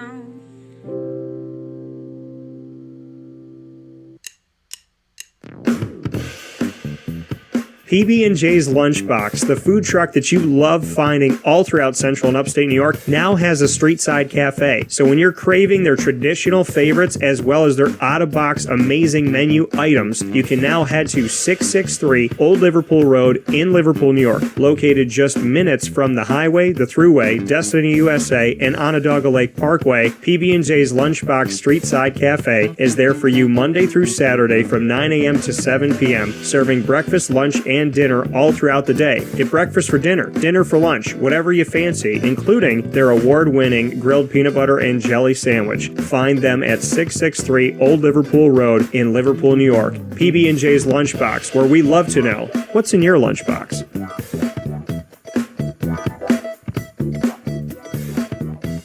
This is a special message from 317 at Montgomery restaurant owner Joel Carpenter. Open Tuesday through Saturday for your dining pleasure on 317 Montgomery Street in Syracuse, New York. We wanted to be a part of the resurgence of Syracuse. We saw a lot of money being put into bringing people back downtown and thought that, we'd like to be a part of that. I love putting together a good dish where people see it first, they fall in love with it, and then it tastes just as good as it looks. We want to provide the best food in Syracuse that we possibly can, and we want you to leave here talking to your family, your friends about what you had to eat first and foremost, but also our service, and to walk out feeling like you're part of our family. I work out in the front of the house a lot, and I love walking to every single table, asking them how everything is, and people looking at me and smiling and saying, this is the most amazing short rib I've ever had. This is the most amazing filet I've ever had. And Donna is great. Sarah's amazing. Thank you for coming over and talking to us. And them just being truly happy for the experience that they've gotten. 317 at Montgomery Restaurant, part of the fabric of downtown Syracuse, located on 317 Montgomery Street in Syracuse, New York. Open Tuesday through Saturday for a unique and memorable dining experience.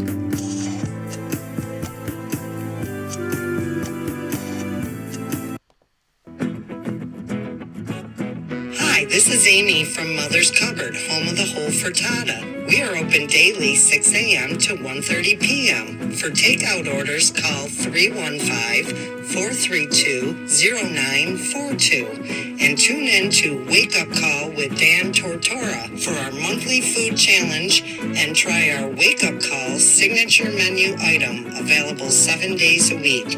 Here at Mother's Cupboard, we are Central New York, and it's our honor to serve you. Ma and Pa's Kettle Corn and Popcorn Factory remind us that every day is worth celebrating. Find them at 201 Old 7th North Street in Liverpool, New York. Open Monday through Saturday in-store and all the time online at maandpaspopcorn.com. Serving our Central New York community and beyond, you can order all throughout the country at maandpaspopcorn.com. And remember to get your tins, which have in-store half-price refills forever.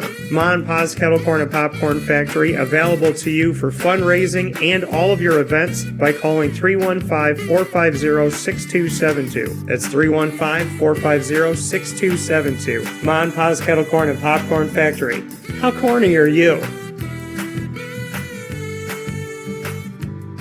This is a special message from Merritt Brady, owner-operator of Chick-fil-A Watertown on 1290 Arsenal Street in Watertown, New York. Chick-fil-A for me has always been about the people. I think it starts with the strength and leadership of the Cathy family. It's just amazing to see a family-run business reach the altitude that they have. Second mile service is something that we embodied at my previous business, and the ability to make people feel like they're the only person at your establishment, that you are there to serve them that day, and looking for those extra ways to make them happy, to anticipate what they need next is what makes me tick. And I'm going to have so many opportunities at Chick-fil-A to do that. It's one of my favorite things to eat in the world.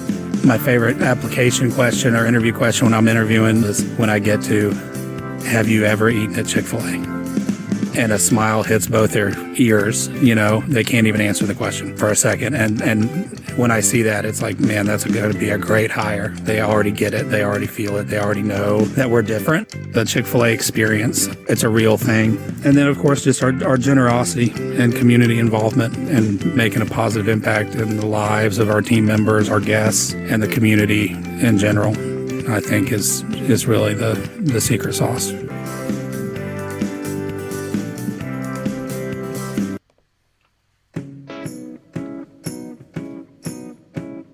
In these unique times, there are those in our community that give us a sense of normalcy and positivity. Pizza Man on 50 Oswego Street in Baldwinsville has been here for you for over 35 years and is here now.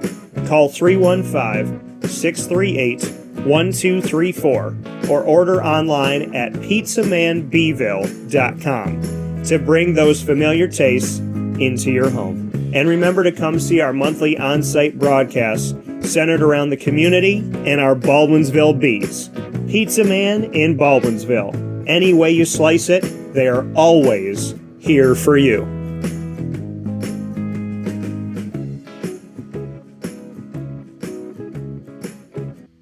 I'm George Townsend of Honda City with some good advice when buying a new car. The true cost of owning a new car is determined by the appraised value when you trade it. No vehicle appraises higher than a Honda. Next, look for low APRs and deep discounts. You also want low maintenance costs and great fuel economy. That's why my advice to you is to buy a new Honda. Looking pre-owned, visit our Honda Certified Used Car Center. Honda City, 7140 Henry Clay Boulevard, Liverpool, or HondaCity-CNY.com. It would be a pity if you don't shop at Honda City.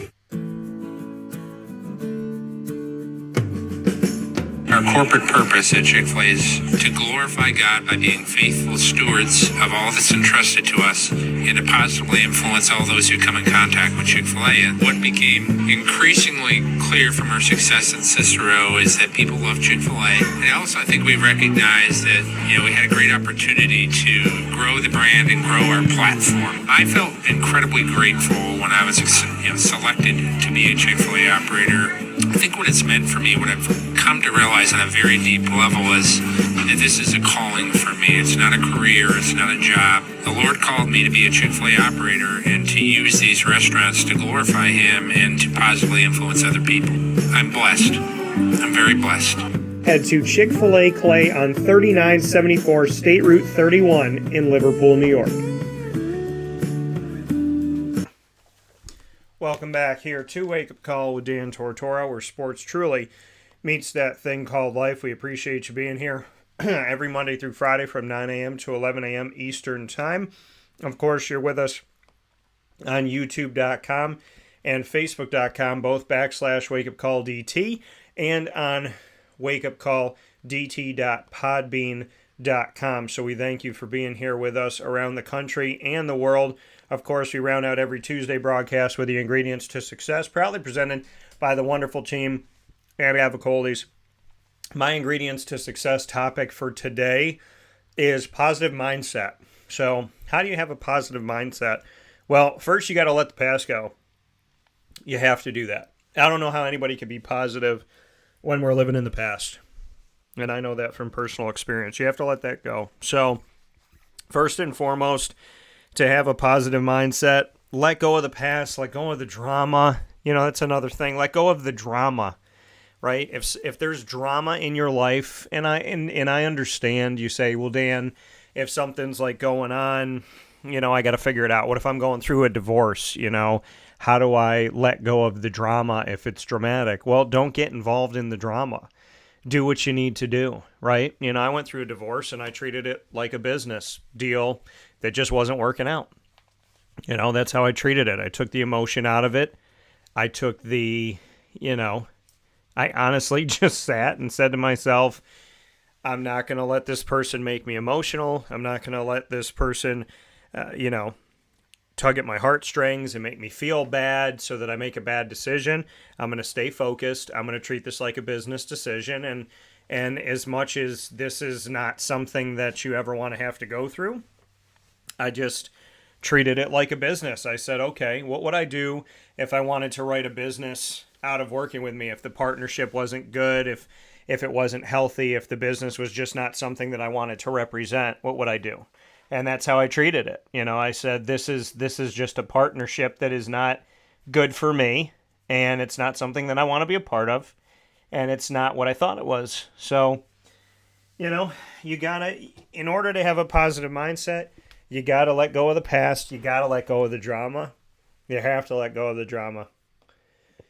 Because talking about the problem doesn't get rid of the problem, right? It keeps the problem. When you talk about the problem, it makes the problem the focus. It doesn't make the solution the focus. And I've been a culprit of this, and I'm sure some people watching and listening, maybe you have been too, where you focus so much on what's wrong instead of focusing on what you're going to do to get better in life. You focus on what's wrong. You focus on what's bothering you right now. And I think that we have to focus on getting better. You have to focus on the solution in order to have a positive outlook, a positive mindset. You have to be someone who's focusing on, how do I make this better? So positive mindset is the topic for the ingredients to success, proudly presented by Avicolli's, 7839 Oswego Road in Liverpool, New York, down the street from Liverpool High School, on the corner of Route 57 and Wetzel Road. Positive mindset's the topic. Let go of the past. Let go of the drama. Focus on solution. That's how you stay positive. People say, how do you stay so positive? How are you so positive? Why do why are you smiling? Well, people ask that to my grandmother. Why was she so happy? Because she knew that the alternative was being sad. She knew the alternative was being unhappy. And she didn't want that. Yeah, some days her body hurt. Yeah, some days she forgot stuff. Yeah, some days she was frustrated. Some days it rained and she wanted to go outside and sit in the sun. But she always found her way back to positive. She always found her way back to her blessings because she prayed, because she cared. And she had so much love inside of her. Another part of keeping a positive mindset is focusing on love. Don't focus on the people that don't treat you good. I don't know why our brains are wired to focus on negativity. I don't understand that. Why we could have 10 positive things happen and one negative thing, and our brain forgets immediately all the positive things and wants to talk about the negative thing. You have to rewire your brain. You have to rework your brain. And it may seem like Mission Impossible. It may seem like a 007 task, but you got to pull out the wires that are in the wrong place and you got to put them in the right place. They'll hot wire it, got to do what you got to do to get it right. But you have to essentially fix the wiring of your brain because we are, for whatever reason, we're wired to focus on these 10 people like us, but this person doesn't. How about this? How about whether these 11 people like us or not, do we like us? Because the whole world might love you, but you might not like yourself. And the whole world might hate you, but you might love yourself. I think you have to be really honest with yourself. You have to know when you went wrong. And you have to know how you can do better and how you can get right. But focus, thinking to yourself, I'll be positive when I have no drama. I'll be positive when everything goes right. I'll be positive when everybody likes me. Then you're never going to be positive because not everybody's going to like you. And sometimes it makes absolutely no sense. But what are you going to do when years go by and that person still doesn't like you? I have tried for years to figure out why somebody doesn't like me that doesn't even know me, or somebody that's only interacted with me and it's only been positive when we've interacted. I've only been nice. I've only been caring. I've only been kind. I've only been positive toward this person. Or in another case, never said a bad thing about the person, barely ever talked to that person. And you find out, well, that person doesn't like you. And then you don't see that person, talk to that person for years, and someone goes, yeah, they still don't like you. And you're like, how could they not like that? When nothing happened, and I haven't even seen this person. But see, that's the thing. Why are you thinking about it? Why does it matter to you if somebody doesn't like you? Is it because of something you did? Because if it's not, then you have nothing to apologize for. I can't tell you why some people are mean to me. I've racked my brain, and I can't figure it out. But you know what? Who cares? Because if I know I was good to them and I know I was kind to them, and I'm talking about you too, if you know you're nice to people and you know you try and you know you give all you can, life is not complicated. People are. People are complicated. They complicate life. Sometimes it's a pain in the butt to pick up all the brush in the driveway and break it up and put it into bags. Trust me, I just did it. Right? But when people get involved, you're like breaking up all the brush, putting it in the bags, and they're slapping it out of bags or dumping the bag out. They're laughing in your face. Ha ha ha, pick it up again. People make life difficult. All the time. But what are you going to do about it? You can't make somebody not be a jerk. You can't make somebody love you. You can't make somebody care about you. You can't make something happen faster than it's going to happen. You can't force life to happen.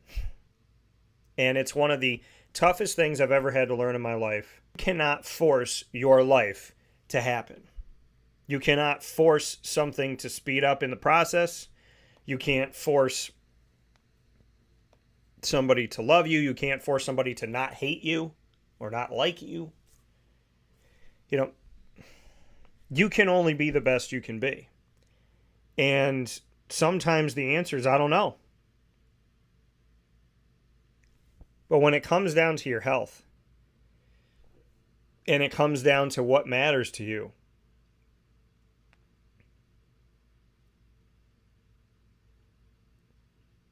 you really have to sit and think, do I want to spend my time on this? Because drama will kill you. Stress will kill you. Positive comes from letting go of the drama, letting go of the past, letting go of the headaches. You cannot stop what's being thrown at you. You can only respond to it the way that you want to. That's the only thing that you have, is how you respond to it. And your choice to be away from it. You don't have to be by it. You don't have to sit with it. See, when people are like, oh, I married this person and I'm stuck with them. No, you're not. You're not stuck with anybody. You choose the people that are in your life. I don't have any biological brothers or sisters, but I'm an uncle to more than 10 kids, and I have a ton of brothers. How does that happen? Because we chose each other, which I think is even deeper than blood. Because when you're blood, you're like, well, I have to see this person every Thanksgiving. With my friends, it's like, I want to see Dan. I want to see Jason. I want to see Isaac. I want to see Ross. I want to see Rob. I want to go spend time with Nico and Miguel. I don't have to. I want to. I want to see Joe. I want to see Johnny. I want to see Joey. I want to see Brendan. Like, you want to be there. So if you want a positive mindset, let go of the drama. It's not easy, but you have to let go. Stop caring when you've done everything you possibly could do to try and make a situation good and it's not good. I don't even like talking about it right now. It's stressing me out right now. Let it go. Let it go. It is not, and I can guarantee you they're not thinking about it. Those people that stress you out, they're not thinking about it. They don't care. They're on to the next fire to start. They don't even remember they started a fire with you. Get out of the drama. Get out of the past. Live in the present. Give people a chance. Believe. If we could just today decide that we're going to be positive, we're going to smile, and be happy, we're going to do our best, and we're going to be proud of ourselves no matter what happens because we did our best. And we're going to let go of the dramatic people in dramatic situations. Stop feeling suffocated by these people. Well, I have to answer when they call. Why? No, you don't. Well, I have to give them what... Why? You don't have to do anything. Are they God? No. So stop allowing yourself to be controlled by negative energy. If you want to be a positive person, have a positive mindset, it doesn't make any sense to have negative energy around you. Think about protons and electrons and all that stuff, right? You're going to keep canceling yourself out. Positive, negative force, positive, negative force, positive, negative force. If you want to be positive, you have to get rid of the negative forces. And sometimes it is way easier said than done. Some of you are in a marriage with somebody that you don't want to be around because it's all negative. Some of you have kids that are just, no matter what you do, they're just like making bad decisions and you feel like you can't stop it. You know, some of you love your job, but you can't stand the new boss that just came in. Life ain't easy. It's not. I promise. But we can find a way. You have to want it. You have to fight for it. You have to believe in it. You have to go get it. Nothing comes from sitting on your tail, doing the same old, same old.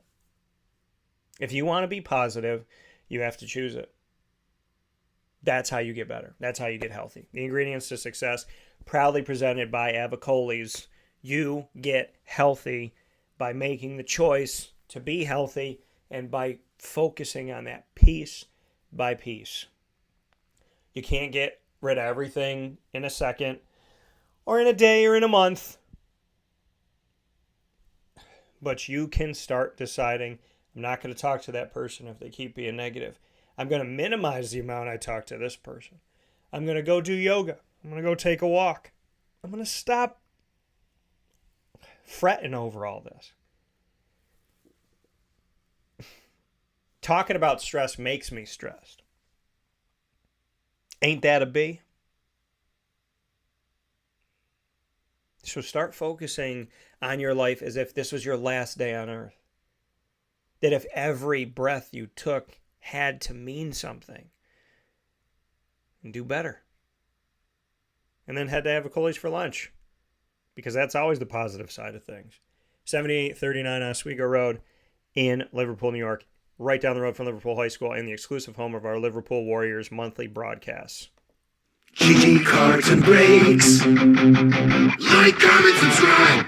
GG Cards and Breaks. Big fan of GG Cards and Breaks. 639 Delmar Place in Syracuse, New York. Right off of Teal Ave. Make me feel like a kid again. We have a video series that's starting this month called Same Hobby, New Memories. And we're going to have so much fun with that with Josh and Anthony and the team over at GG Cards and Breaks. Open 7 days a week, Monday through Saturday, 10 a.m. to 6 p.m., Sunday from 10 a.m. to 5 p.m. Head out there now. Let them know that Wake Up Call sent you. We are so excited. We've already gotten out to the community. I've already heard that people have watched our videos and seen what we put up, and GG, what they've shared and what we've had out there. I love it. Sports cards is such a wonderful place to go. So many memories can be created around it. It's so much fun. It's one of the only things in the world that you can barter, right? Like you can come in and say, okay, well, this is $20, but I'll give you 15. What about 18? I mean, you can have a different element to your world because what sports cards brings, and its memories and its history. And when you put your cards together in a book and you sit with your grandchild, you sit with your friends, you can go through this thing. You sit with mom and dad, you sit with your team, whatever. You can go through, and it's like a photo album. It's a history. It's a memory jogger. It's a hobby that keeps on giving.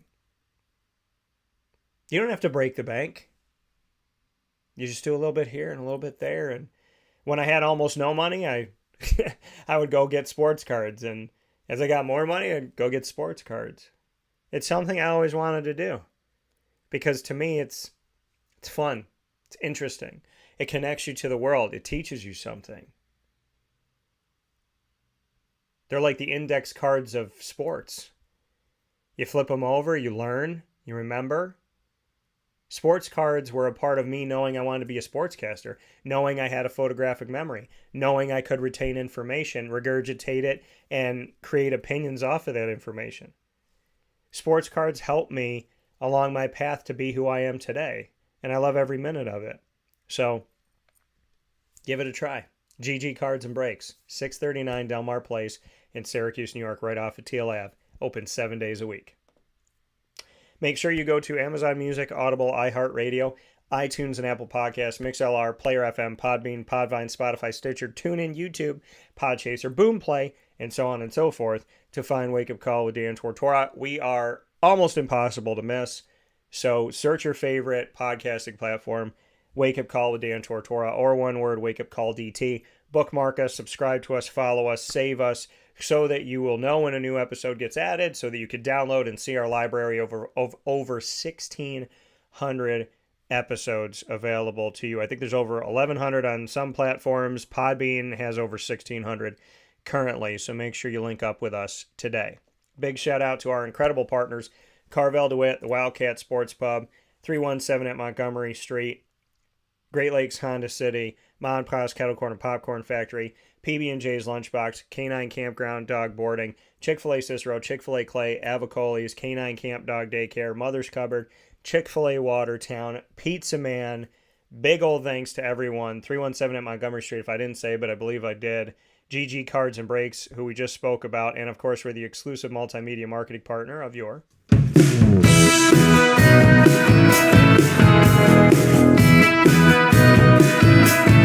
Moyne College Dolphins. It's Fins Up every single month on Wake Up Call with Dan Tortora. Check out AD and DT every first and third Wednesday at 9 a.m. Eastern Time. Every second and fourth Wednesday, you'll get the Dolphin Dive, diving into the stories of student athletes, coaches, future Dolphins, and alumni. And you can get all of this by going to the Lemoyne tab on wakeupcalldt.com, as well as by subscribing to youtube.com/wakeupcalldt. For more information on your Dolphins, go to LeMoyneDolphins.com. You got a bonus Dolphin Dive today in the Road to D1 series with Scott Cassidy, the head coach of Lemoyne Baseball. Plenty more to come this week. And, of course, Fins Up.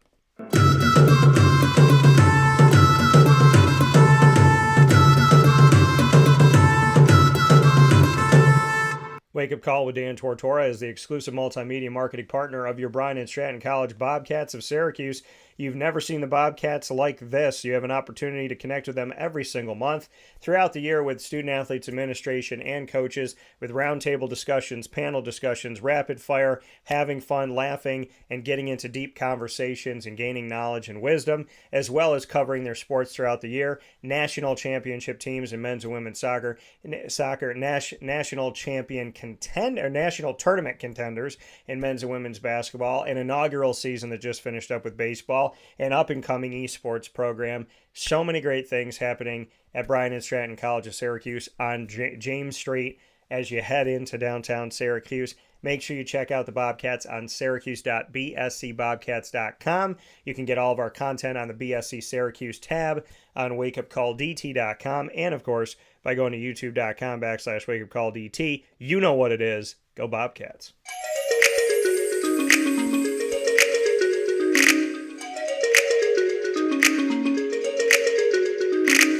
The Alfred University Saxons are the newest exclusive multimedia marketing partner of Wake Up Call with Dan Tortora. The Saxons joining us in our first month as we officially kick things off on July 1st, 2023. We've already had multiple Saxon spotlights, and I've had the opportunity to give you the big announcement from on-site, on location in Western New York on Saxon's Drive with Alfred University. The Saxon Spotlight will come to you every single month on Wake Up Call with Dan Tortora, as well as the Presidential Perspective with President Mark Zupan. Those will be coming to you switching off on weeks, Presidential Perspective, then Saxon Spotlight, then back to the Presidential Perspective, and back to the Saxon Spotlight. You'll see those every other week and hear them on Mondays at 10:30 a.m. Eastern Time, exclusively on Wake Up Call with Dan Tortora. Who said Mondays are a bad thing? We're getting rid of that moniker and that negativity, and we're bringing you the Saxon Spotlight every Monday, 10:30 a.m. Eastern Time on Wake Up Call. You can find our archive on the Alfred U tab on wakeupcalldt.com by subscribing to youtube.com/wakeupcalldt as well. And for more information on the Saxons, go to gosaxons.com. And of course, let's go Saxons. With that being said, I want to thank my wonderful guest for the first time ever on the show, Barry Wagner of Orlando Predators and Arena Football History. The Road to D1 series continuing with Scott Cassidy, who's been on the show for many years, and we appreciate him very much here. A Moyne baseball head coach, Scott Cassidy, and alum.